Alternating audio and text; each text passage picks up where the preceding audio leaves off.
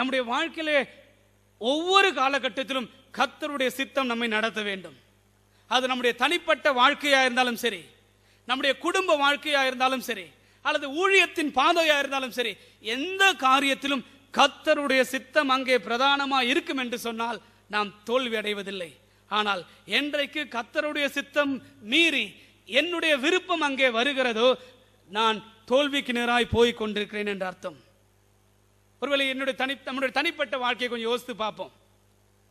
ஒருவேளை அநேக வாலிபர்கள், அநேக சகோதர சகோதரிகள் இங்கே வந்திருக்கிறதுனால நான் சொல்றேன், என்னுடைய எதிர்கால படிப்பு ஆண்டவருடைய சித்தம் என்ன? ஒருவேளை நிறைய மார்க் எடுத்திருக்கலாம், அல்லது கம்மி மார்க் எடுத்திருக்கலாம், அல்லது நான் ஒன்றை விரும்பி இருக்கலாம். ஆனால் என்னுடைய வாழ்க்கையிலே தேவன் என்ன காரியத்தை சித்தமாய் வைத்திருக்கிறார் அதை தெரிந்து கொள்ள ஆண்டவர் நம்மை இங்கே கொண்டு வந்திருக்கின்றார். அல்லது என்னுடைய வேலை வாய்ப்பா இருக்கலாம். அநேகருக்கு பெரிய குழப்பமே, நான் இங்க வேலை படித்து முடித்த உடனே எனக்கு வேலை கிடைக்கலையே, நான் பிஇ படிச்சு முடிச்சிட்டேன், அல்லது நான் எம்இ படிச்சு முடிச்சிட்டேன், அல்லது நான் ஒரு டிகிரி படிச்சு முடிச்சிட்டேன், எனக்கு ஏற்ற வேலை இல்லை, எனக்கு வேலை கிடைக்குமா கிடைக்காதா என்று சொல்லி தீர்க்கதரிசிகளை நாடி ஓடிக்கொண்டிருக்கிற காலத்திலே வாழ்கிறோம்.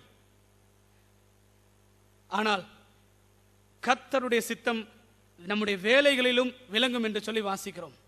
நான் இங்க வேலை செய்வதா, வெளிநாட்டிற்கு சென்று வேலை செய்வதா?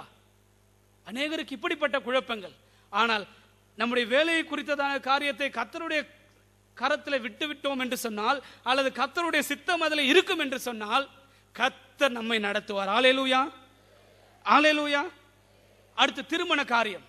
இதிலே அநேகருக்கு இது என்னுடைய விருப்பமா, கர்த்தருடைய சித்தமா? இப்படி எந்த ஒரு காரியத்திலும் நம்முடைய தனிப்பட்ட வாழ்க்கையிலே கர்த்தருடைய சித்தம் இருக்கும் என்று சொன்னால் கர்த்தர் நம்மை வெற்றிக்கு நேராய் நடத்துவார்.